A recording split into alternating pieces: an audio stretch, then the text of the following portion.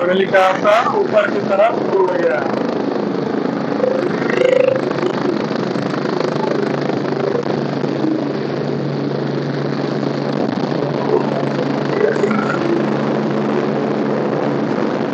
मैं परिवार के सभी सदस्यों से मिला हूं और इस दुख की घड़ी में मैं परिवार के सदस्यों से मिलकर के जा रहा हूं। परिवार का दुख बांटने और जो घटना हुई है। देखिए, ये अखिलेश यादव अब अपने हेलीकॉप्टर की तरफ जा रहे हैं। आप देख सकते हैं, साथ में उमर अंसारी, मन्नू अंसारी भी जा रहे हैं।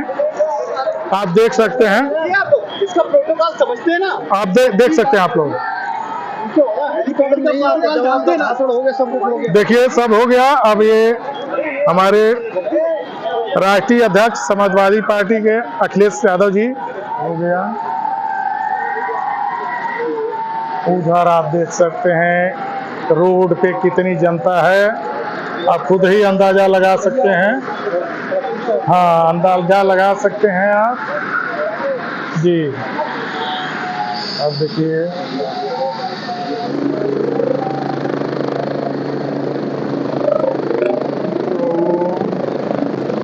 अब हेलीकॉप्टर ऊपर की तरफ उड़ गया।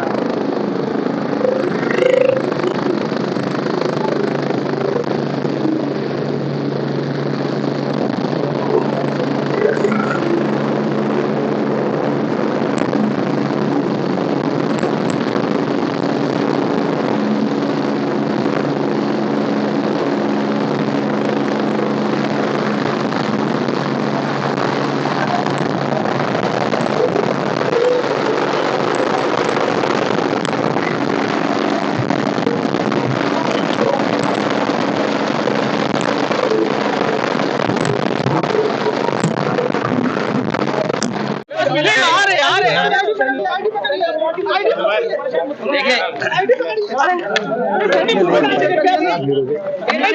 कोई बात नहीं, हो जाएगी वो। ये पीछे वाले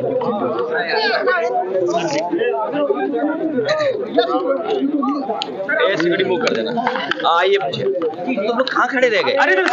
चलो कोई बात नहीं, शुरू कर। आप आए सर, आज यहाँ पे मैं परिवार के सभी सदस्यों से मिला हूं और इस दुख की घड़ी में मैं परिवार के सदस्यों से मिलकर के जा रहा हूं। परिवार का दुख बांटने और जो घटना हुई है वो शॉकिंग थी सबके लिए, पूरे परिवार के लिए और आम जनता के लिए। और तब बहुत ज़्यादा शॉकिंग है कि मुख्तार अंसारी ने खुद कहा कि उसको जहर दिया जा रहा है और वही बात सामने आई। हमें उम्मीद है कि सरकार सच्चाई सामने लाएगी और परिवार को न्याय मिलेगा। जब से भारतीय जनता पार्टी की सरकार आई है तब से इंस्टीट्यूशंस में भरोसा कम हुआ है। हमने आपने उत्तर प्रदेश में देखा है, लोग अपने न्याय के लिए आत्मदाह तक कर रहे हैं, तहसीलों में जान गई है। मुख्यमंत्री आवास तक लोग गए हैं और जाकर के आत्मदाह किया है। मुख्यमंत्री आवास हो, मुख्यमंत्री के ऑफिस हो, जेलों में जान गई, थानों में, अस्पतालों में और कस्टोडियल डेथ में उत्तर प्रदेश लगातार आगे बढ़ता चला जा रहा है। आखिरकार सरकार क्या चाहती है और सरकार का काम करने का तरीका क्या है?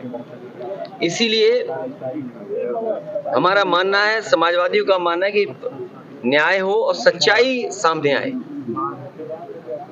लेकिन योगी जी कह रहे हैं कि जो भी कानून व्यवस्था में बाधक बनेगा उसका राम नाम सत्य कर दिया जाएगा। ये भाषा मुख्यमंत्री की नहीं हो सकती। इंस्टीट्यूशंस हैं, कोर्ट है, थाना है, तहसील है, वहाँ न्याय मिलेगा।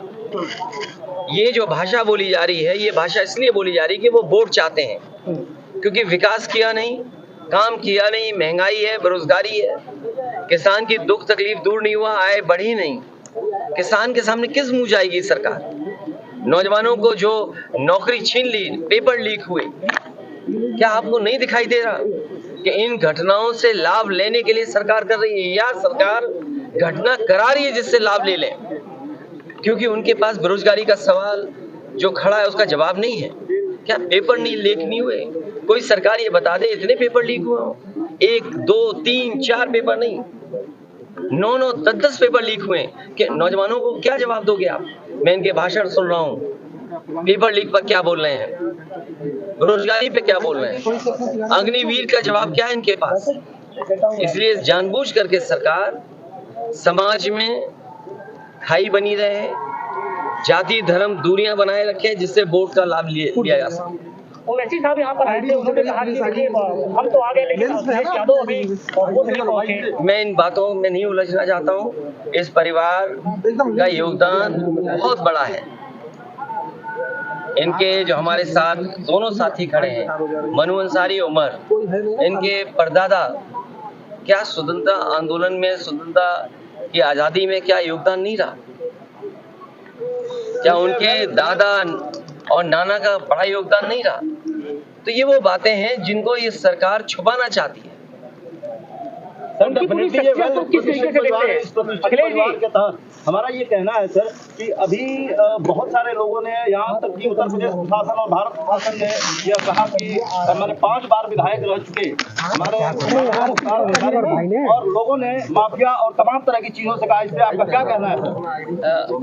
कभी कभी दूर बैठे लोग नहीं पहचान पाते, जब जमीन पर पहुंचते तो छवि जानी जाती है। जो छवि दिखाई गई वो छवि नहीं। परिवार,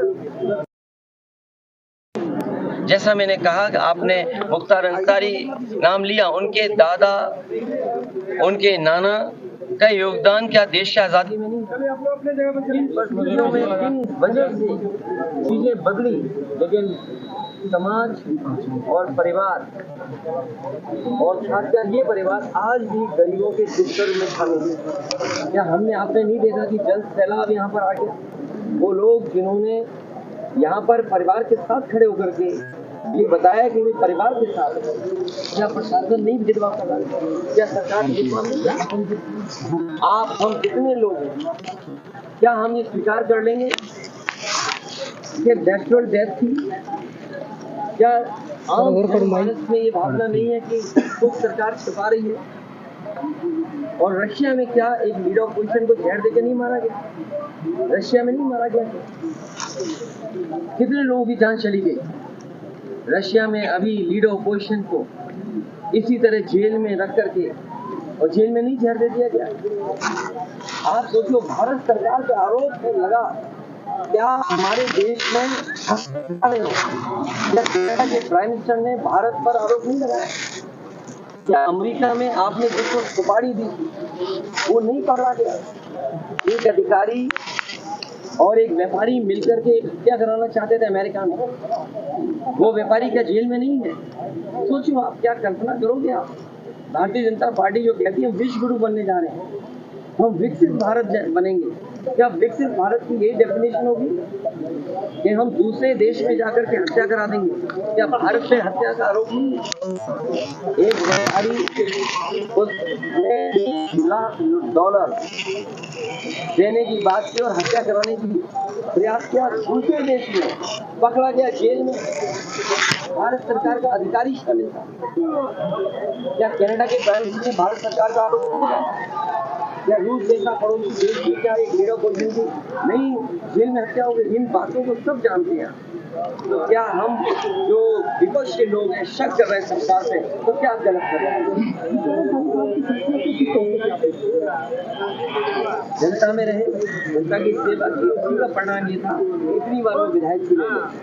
जो व्यक्ति इतने वर्षों जेल रहा हो उसके बाद ही जनता जिता रही है, इसका मतलब परिवार और व्यक्ति ने जनता के बीच में रहकर के उसका दुख दर्द बांटा है। और मैं समझता हूँ पत्रकार साथी जो सवाल पूछ रहे हैं वो सोशल मीडिया का जमाना है, आज वो तमाम स्टोरीज वहाँ पर है किस तरीके से परिवार ने लोगों के बीच काम किया, उनके दुख दर्द से जान रहे हैं। लोकतंत्र में जो जनता का दुख दर्द नहीं बांटता, दुख दर्द में नहीं खड़ा होता, उसके साथ जनता भी नहीं खड़ी होती। और वो जिस दिन खबर सुनी लोगों ने और आज तक जिस तरीके से परिवार से लोग जुड़ रहे हैं, ये बताता है कि परिवार के लोग जनता के बीच में रह करके उनके दुख दर्द को समझते हैं। किसी का मतलब अभी बयान आज सुबह आया कि नदी पार्टी